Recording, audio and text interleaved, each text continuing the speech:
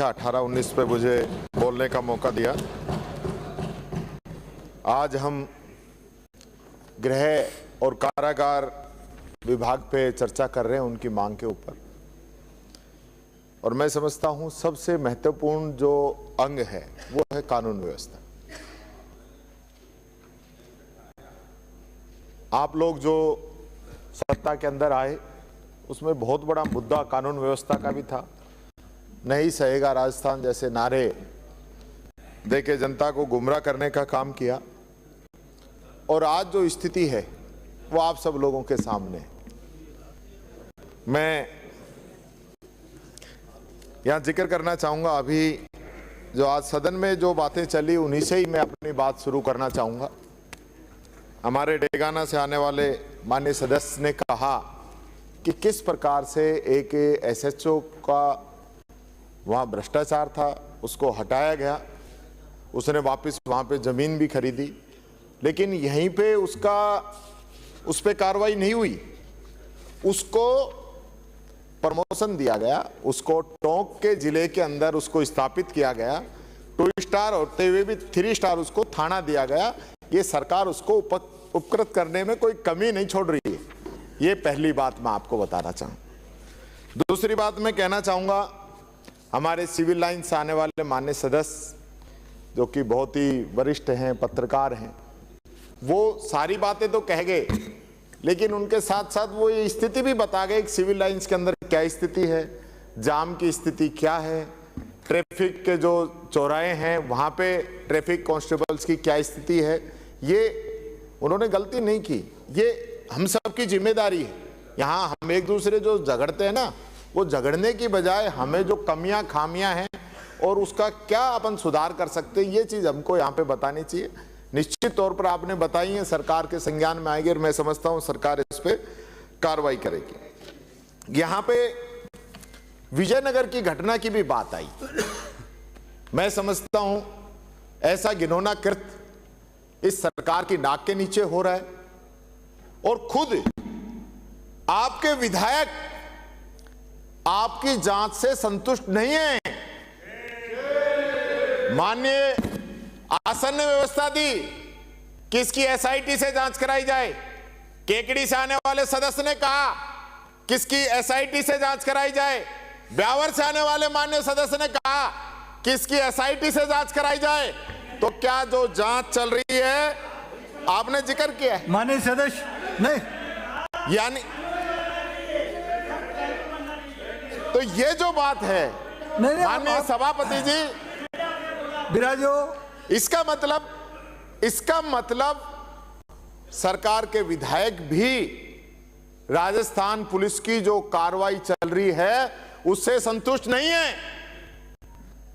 और ये घटना अगर कांग्रेस राज में हो जाती ना, आप तो 2-4 शहर बंद करने की बात कर रहे हो, आप लोग राजस्थान बंद करा देते, पर आपकी सरकार के अंदर हुई है, इसलिए दबी जुबान से आप ये बात कह रहे हो, सर उठा के नहीं कह रहे हो कि ऐसे जो अपराधी हैं, किसी भी समाज के हो, किसी भी पार्टी के हो, उनको बचाने का किसी का कोई मकसद नहीं है। ऐसे लोगों को सख्त कार्रवाई होनी चाहिए। माननीय राजेंद्र जी ने भी एक बात कही थी, महुआ साथ, बड़ी घटना का जिक्र किया था। इससे बड़ी घटना हो नहीं सकती। नाबालिग बच्चियों को किस प्रकार से गुमराह करके उनका शोषण किया जा रहा है, इससे और बड़ी घटना चाहिए कोई? इतनी बड़ी घटना को भी हम बड़ी घटना नहीं मान रहे। माननीय सभापति महोदय, 2 लाइनों के साथ कहना चाहूंगा कि टूटे हुए लश्कर का भ्रम देख रहे हैं, कि टूटे हुए लश्कर का भ्रम देख रहे हैं, जिल्ले इलाही का करम देख रहे हैं। ताकत का नशा अकल पर हावी है, ताकत का नशा अकल पर भारी है, तुम ना देख पाओगे जो हम देख रहे हैं। ये बात श्रवण कुमार जी को कहनी थी, जो आप लोगों ने उनको कहने का मौका नहीं दिया, उनकी तरफ से मैंने कह दी आप लोगों को। माननीय राजस्थान पत्रिका ने मुहिम चलाई है रक्षा कवच। आप देखिए कि किस प्रकार से महिलाओं की स्थिति आज राजस्थान के अंदर है। थोड़ा विचार करने की जरूरत है कि हम कहां थे, कहां आ गए, क्या सोचते थे।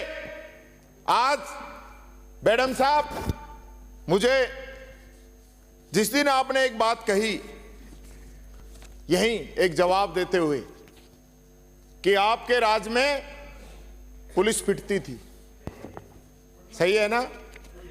तो आपने ये कहा 21 तारीख को, उसी दिन गृह राज्य मंत्री के जिले में, मुख्यमंत्री के जिले में उसी दिन पुलिस पिटी है, उसी दिन जिस दिन आपने आकर। और यही नहीं, अगले दिन कहा था उसको, अगले शब्द को ध्यान रखो। अगले दिन बूंदी के अंदर पुलिस पर फायरिंग हुई। अगले ही दिन बूंदी में, टोंक में पुलिस कांस्टेबल पे चाकू से वार हुआ। 3 तारीख को चोरी के आरोपी को पकड़ने गई पुलिस पर हमला, 3 पुलिसकर्मी घायल।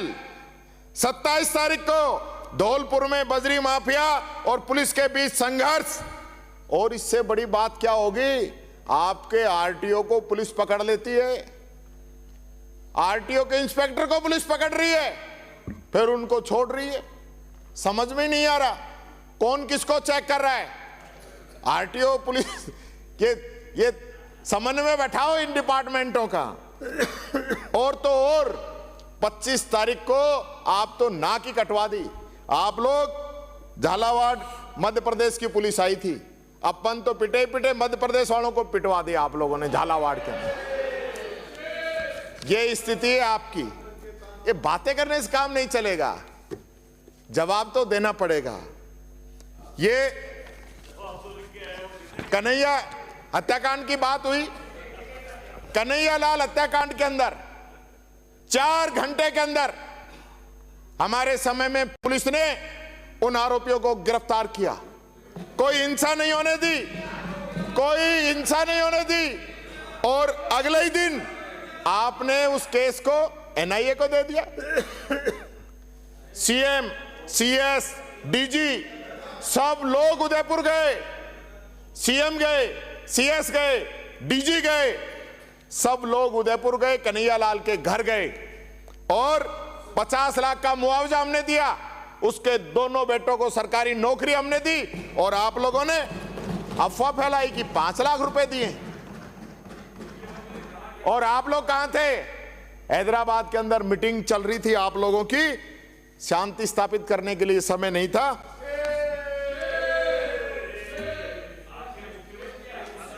आप और सुनिए, कोटा के अंदर क्या स्थिति है, कोटा के अंदर क्या स्थिति है।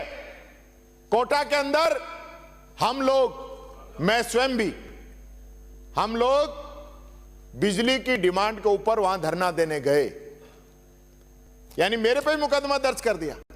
मेरा तो हाथ फ्रैक्चर था, मैं तो गया ही नहीं वहां पे। प्रदेश अध्यक्ष जी वहां गए नहीं, इन पे मुकदमा दर्ज कर दिया।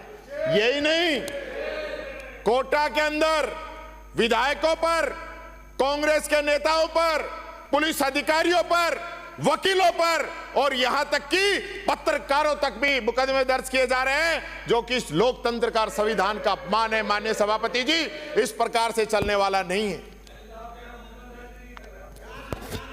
शांत रहो।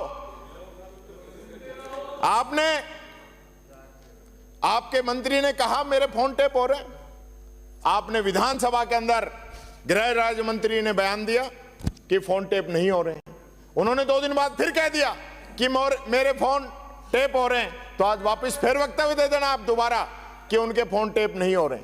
उन्होंने 2 आरोप और लगाए थे कि मुख्यमंत्री जी मेरे पे शक कर रहे हैं कि मैं प्रधानमंत्री की सभा के अंदर कोई बखेड़ा खड़ा कर सकता हूं, या राइजिंग राजस्थान के अंदर मैं कुछ कह सकता हूं।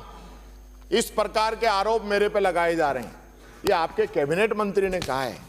और दूसरी बात, आपने फोन टेप पे तो बयान दे दिया। उन्होंने ये भी कहा कि रोजाना 7 करोड़ की अवैध बजरी निकाली जा रही है। तो एक छोटा सा बयान उस पर भी दे देना आप कि बजरी निकाली जा रही है कि नहीं निकाली जा रही है। नागौर के अंदर जिस प्रकार से पिछली साल 125 से ज्यादा एफआईआर दर्ज हुई थी बजरी खनन की, अब की बार 16 मुकदमे दर्ज हुए हैं। अखबारों में छप रहा है कि सब कुछ खाली हो गया, बजरी निकाल के लेके जा रहे हैं माफिया, उस पे कोई कार्रवाई नहीं। माननीय अध्यक्ष महोदय, नागौर के अंदर अवैध बजरी खनन, सवाई माधोपुर टोक अवैध खनन, और आपके फॉरेस्ट का रेंजर आ जाए मर्डर कर दो, टोंक के अंदर पुलिस का कांस्टेबल आ जाए मर्डर कर दो। ये कानून व्यवस्था है आप लोगों की?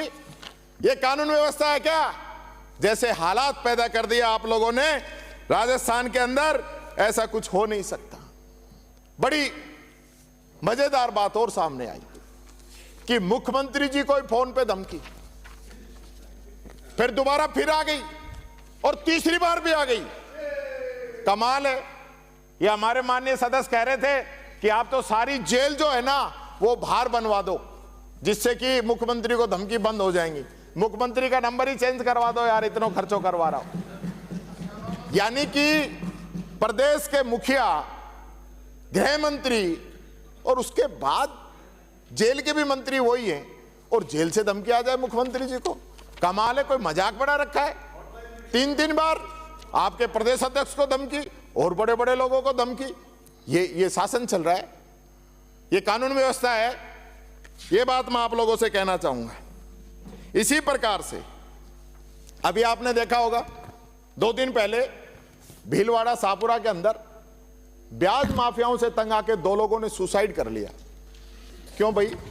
हमारा ध्यान किस तरफ है? इस प्रकार की घटना क्यों हो रही है? ऐसे ये माफिया हावी हो गए क्या? बजरी माफिया, खनन माफिया, ब्याज माफिया, भू माफिया, इन लोगों की दादागिरी चलेगी? सर खड़ा हो गया। बीच में नहीं, आपका नेता बोल रहा है नो, वो बोल रहे हैं नो। इसलिए ऐसा लग रहा है जैसे कि प्रदेश के अंदर माफियाओं का ही राज हो रहा है। यानी कि पुलिस के लिए 2 लाइन कहना चाहूंगा कि बंद हो थाने के पट, ऐसा कभी होता नहीं। कि बंद हो थाने के पट, ऐसा कभी होता नहीं। लोग सोए चैन से, बस इसलिए सोता नहीं। आप लोग जगे रहते हैं। ऐसा नहीं है कि सारे पुलिस वाले कोई माफियाओं से मिले हुए हैं, लेकिन घोड़ा तो वैसे ही दौड़ेगा जैसे लगाम आपकी हो। जो काम करने वाले लोग हैं ना, उनको तो बर्फ में लगा रखा है, और जो सेटिंगबाज हैं वो काम कर रहे हैं। इसका खामियाजा हमको उठाना पड़ रहा है। यानी कि सबसे बड़ी बात कि आपने पूरे देश के अंदर 1,15,000 जो है स्थायी वारंटी हैं, इसमें से 80,500 सिर्फ राजस्थान के हैं। तो हम क्या कर रहे हैं भाई? क्यों नहीं पकड़ रहे इनको? क्योंकि जब वारंट जाता है सेटिंग करके लिख के आ जाता है, घर पे नहीं मिला और बात खत्म। आपके पहली बार ऐसा हुआ है कि एक पुलिस अधिकारी की जासूसी की गई। पुलिस अधिकारी की जासूसी की गई। आज तक यह नहीं पता चला कि जासूसी किसने की। क्या हो रहा है गृह राज्य मंत्री महोदय आपके होते हुए भिवाड़ी के अंदर? और राजस्थान महिला आयोग की अध्यक्ष जब रिटायर हुई तो उसने कहा कि मुझे दुख है, मैं एक महिला पुलिस अधिकारी को न्याय नहीं दिलवा सकी। यह महिला आयोग की अध्यक्ष के बयान है। मैं जिम्मेदारी से कह सकता हूं कि अलवर के अंदर जिस प्रकार से पुलिस ने साइबर फ्रॉड के नाम पे वहां पे जो रैकेट चला रखा है, मैं ये बात आज से नहीं कह रहा हूं, 6 महीने से कह रहा हूं। लोकसभा चुनाव के अंदर मैंने प्रेस कॉन्फ्रेंस की, एक दिन यही विधानसभा के अंदर भी मैंने कहा कि पुलिस जाती है, 50 लोगों को पकड़ के लाती है, 2 लोगों को बैठाती है और 48 को पैसे लेके छोड़ देती है। कल क्या हुआ? पुलिस ने रेड डाली और 1.5 महीने की मासूम को कुचल के मार दिया। 5 पुलिसकर्मी सस्पेंड कर दिया आपने, मुकदमा दर्ज कर दिया। उस बच्ची की जान वापस ले आओगे क्या? क्या उसको हक नहीं था जिंदा रहने का? पुलिस का यह काम रह गया। लेकिन जो सबसे छोटा कर्मचारी है, गाज उस पर गिरेगी। मैं कहना चाहूंगा गृह राज्य मंत्री महोदय, वो एसएचओ डीएसपी, उनकी जिम्मेदारी नहीं है अपने क्षेत्र के अंदर। और यह कार्रवाई भी जब हुई, जब वो लोग एसपी के घर के बाहर जाके बैठ गए, तब आपको चेतना आई कि हमें कार्रवाई करनी चाहिए। ऐसे लोगों को तो सख्त से सख्त कार्रवाई होनी चाहिए। ये साइबर फ्रॉड, कोरोना के बाद में साइबर फ्रॉड की रिंगटोन लगानी पड़ गई आप लोगों को। डबल इंजन की सरकार, यानी कोई एक्सीडेंट हो जाए तो 1 मिनट तो पहले वो रिंगटोन सुनेगा, तब तक चाहे अगले की जान चली जाओ। ये हालत हो गई है। आप लोग कार्रवाई नहीं कर पा रहे हो। इस टेक्नोलॉजी का, एआई का कब फायदा उठाओगे आप? जब ये गरीब लोग, इनके सबके खाते साफ हो जाएंगे उस समय। क्या पुलिस का जो आपका बीट कांस्टेबल, उसको पता नहीं कि कहां पे कौन साइबर फ्रॉडी है? सब पता है। खेल चल रहा है सेटिंग का खेल चल रहा है। इसलिए मैं कहना चाहूंगा, इस पे सख्त से सख्त कार्रवाई आपको करनी चाहिए। मैं कुछ झलकियां बताना चाहूंगा अखबारों की। बहरोड में ज्वेलरी शोरूम में दिन दहाड़े लूट एवं हत्या। अलवर के बाहला में AK-47 की नोक पर अपहरण। अलवर में पुलिस फायरिंग और पत्थरबाजी। ब्यावर बजरी माफिया ने रेंजर वन रक्षक को बजरी से भरे ट्रैक्टर में टक्कर मारी, रेंजर की मौत। उदयपुर घर जाने के लिए वाहन का इंतजार कर रही महिला को 4 बदमाशों ने लिफ्ट के बहाने कार में बैठाया, फिर गैंग रेप। जोधपुर पुलिस ने बजरी का डंपर पकड़ा, बदमाश आए और छुड़ा के ले गए। सीकर दिन दहाड़े 4 बदमाश नाबालिग को कार में उठा ले गए, सामूहिक दुष्कर्म। सीकर में आ रही है लगातार हथियारों की खेप, बारूद के ढेर पे बैठा है सीकर। नवलगढ़ में बदमाशों ने होटल मालिक पर जानलेवा हमला किया, हाथ पैर तोड़े। जयपुर के प्रतापनगर में 7 साल की मासूम से दुष्कर्म करके गला घोटकर उसकी हत्या। 7 साल की बच्चियां। और आपके जोधपुर में क्या हुआ? 15 दिन तक लगातार छोटी छोटी बच्चियों से 7 रेप के केस। क्या हो रहा है और क्या हुआ आपको पता ही नहीं है।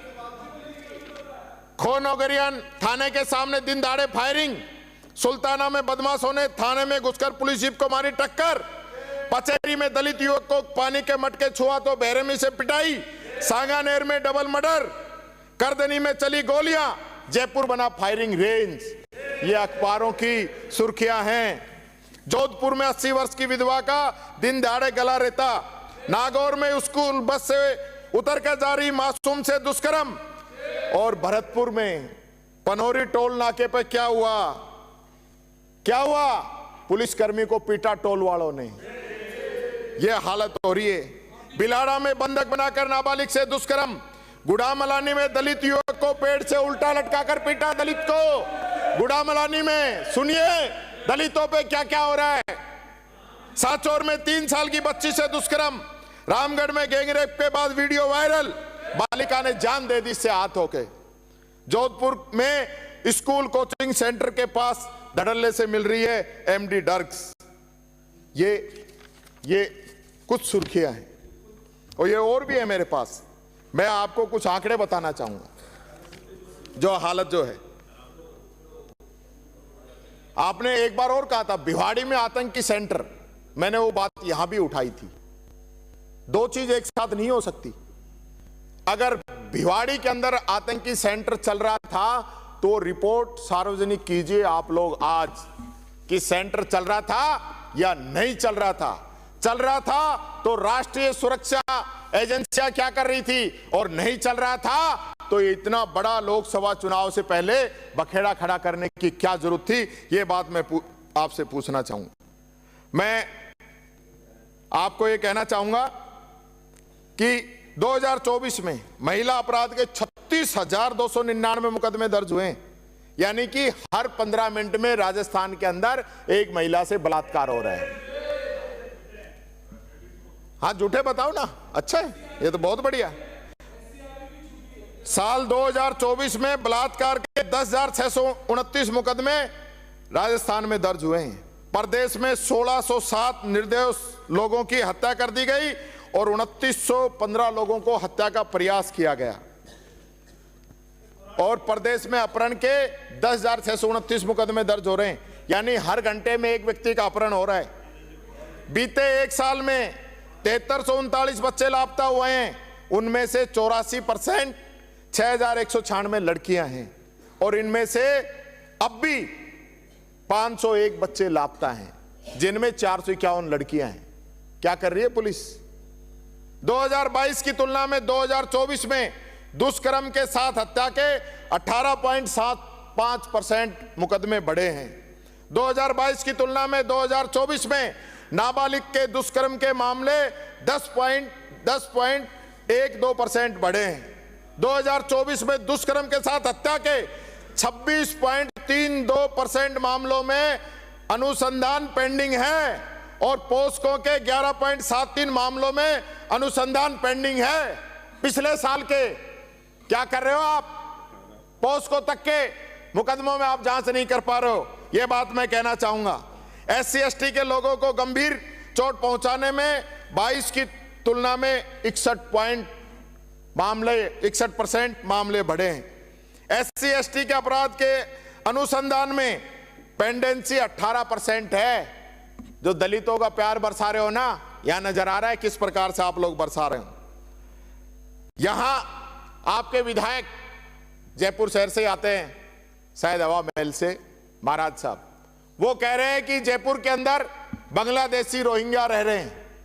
तो दो चीज नहीं हो सकती, रह रहे हैं तो कार्रवाई करिए, और न रहे तो बार बार न्यूज बनाने से कोई फायदा नहीं है। ये आपकी सरकार कटघरे में खड़ी हो रही है। आप लोग बता दीजिए कितने लोग रह रहे हैं और कार्रवाई करिए। और जो हमारे हिंदू भाई बांग्लादेश में प्रताड़ित हो रहे हैं, जरा उन पे भी बोल दीजिए। ये बात मैं कहना चाहूंगा। हालत ये है कि मुख्यमंत्री जी के काफिले के अंदर एक ऐसा ही उनकी जान बचाने के लिए अपनी जान दे देता है। उसका यही दोष था कि उसने अपना कर्तव्य निभाया, वो अपने कर्तव्य के लिए शहीद हो गया।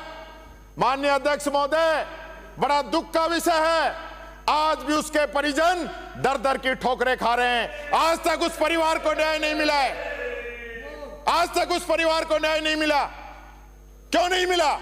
और क्या उसको शहीद का दर्जा नहीं मिलना चाहिए? आज ये सारे लोग हमारी सुरक्षा के अंदर, राजस्थान की सुरक्षा के अंदर काम करते हैं। तो पुलिसकर्मी चला गया तो चला गया, कोई पूछने वाला नहीं है। क्या हमारी जिम्मेदारी नहीं है? सरकार की जिम्मेदारी नहीं है? मुख्यमंत्री जी वहां बैठने गए थे उसके घर पे, मैं तो सोचा कि लेटर जेब के अंदर लेके जाएंगे कि ले बेटा ये लेटर आपका, लेकिन ऐसा नहीं हुआ। कहां चली जाती है मानवता? कहां चली जाती है? क्यों नहीं सोचते कि वो लोग जो आपके लिए अपनी जान दे रहे हैं, उनके पीछे उनका भरा पूरा परिवार भी था, उनको भी पापा की, भाई की, बेटे की जरूरत है। तो अगर उसके साथ राजस्थान सरकार ये फर्ज नहीं निभाती तो फिर आप लोगों की कमी है इसके अंदर, ये मैं मानता हूं। बाबूलाल बैरवा, आप लोगों के कर्मचारियों की वजह से, अधिकारियों की वजह से सुसाइड कर लिया उस व्यक्ति ने।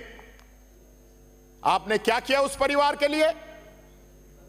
क्या किया आपने उस परिवार के लिए? मैं पूछना चाहता हूं मंत्री जी, जवाब दे देना। उदयपुर के अंदर एक दलित शिक्षक की गला रेत के हत्या कर दी जाती है, आपने उस परिवार की क्या मदद की? जवाब दे देना। यह बात मैं आपसे कहना चाहूंगा। माननीय अध्यक्ष जी, जो पद रिक्त है मेरे से पूर्व वक्ताओं ने बोल दिया, आपने घंटी बजा दी। मैं एसआई भर्ती के लिए कहना चाहूंगा, यानी कि आपकी सरकार की सब कमेटी कह रही है भर्ती परीक्षा रद्द होनी चाहिए, पुलिस कह रही है भर्ती परीक्षा रद्द होनी चाहिए, एसओजी कह रही है भर्ती परीक्षा रद्द होनी चाहिए, किरोड़ी लाल जी कह रहे हैं भर्ती परीक्षा रद्द होनी चाहिए। फिर क्यों नहीं कर रहे भाई? इसका भी जवाब आप दे देना।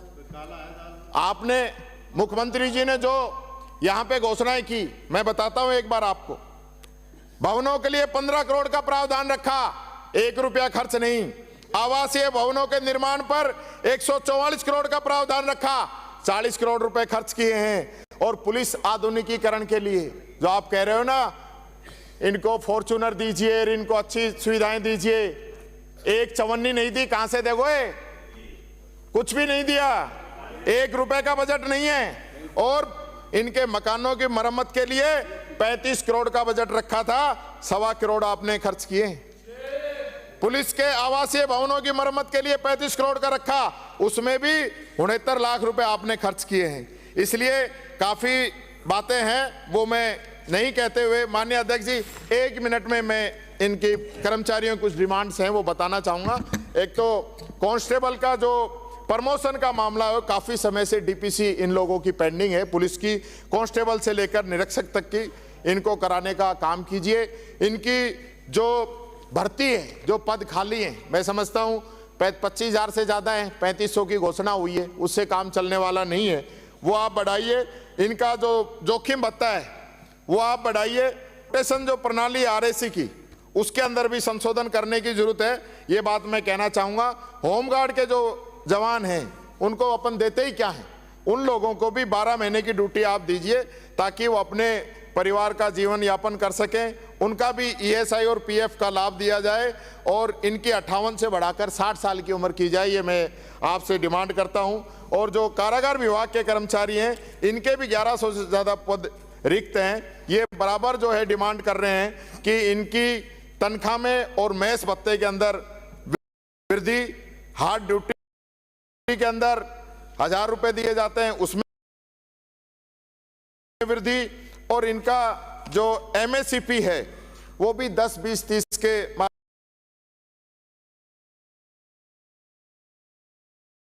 से आप इनका लागू करें और कैडर रिव्यू हो जाए तो इनके पदों में बढ़ोतरी होगी, प्रमोशन भी हो पाएगा। यही बात कहता हुआ, क्योंकि मेरे पास मटेरियल तो अध्यक्ष जी बहुत ज्यादा था, लेकिन अब आप आ गए तो मैं ये बात कहना चाहूंगा। और खाटू श्याम जी पे पुलिस की वजह से वहां पे व्यापारियों ने पूरा बाजार बंद कर दिया है, सब लोग परेशान हो रहे हैं, उस पे पुलिस प्रशासन जरूर संज्ञान ले। और हालत तो ये है कि सुखदेव गोगामेडी हत्याकांड वाले जमानत पे बाहर आ गए हैं, और जोधपुर के अंदर एक महिला जो है 10 दिनों तक बैठी रही, उसकी डेड बॉडी लेके लोग बैठे रहे, और सरकार इतनी संवेदनशील थी कि उन्होंने उसकी चिंता ही नहीं की। और अब तो आज का अखबार कह रहा है कि महाराष्ट्र में केंद्रीय मंत्री की बेटी सुरक्षित नहीं है। बेटी चाहे मंत्री की हो चाहे हमारी हो, सबकी बराबर है, लेकिन विशेष बात यह है कि उसके साथ सुरक्षाकर्मी होने के बाद में भी सुरक्षित नहीं है। तो इस ओर भी जरा आप ध्यान देंगे, और हमें हमारे राजस्थान को अगर आगे बढ़ाना है तो पुलिस को मजबूत करें, जो भ्रष्ट कर्मचारी हैं उनको छांटने का काम करें। आपकी घोषणा थी कि जो भ्रष्ट और निकम्मे अधिकारी कर्मचारी हैं उनकी छटनी करेंगे, तो छटनी हो जाए तो एक कॉपी मेरे को भेज देना, मैडम साहब, पड़ोस का ही मामला है।